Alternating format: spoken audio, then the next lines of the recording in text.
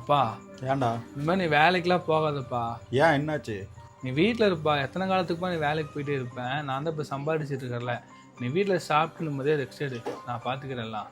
இல்லடா, வேலைக்கு நான் போறேனே. சொன்னால் கேட்கவே மாட்டியாப்பா? பொழைச்ச உடம்புடா, வீட்டில் சும்மா இருக்க முடியாது. நான் போறேனே.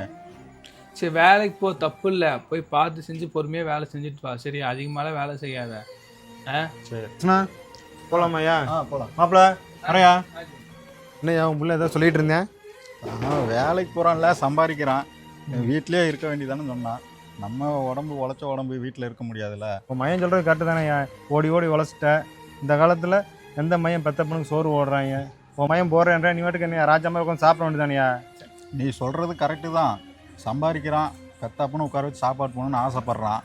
இருந்தாலும் நம்ம ஒரே இடத்துல உட்கார முடியாதுல்ல. இது ஓடி ஓடி உழைச்ச உடம்பு. 4 இடத்துக்கு போய் வந்தால் தான் நம்ம உடம்புக்கு நல்லா இருக்கும். என் புள்ள சொல்கிறது கரெக்டு தான்.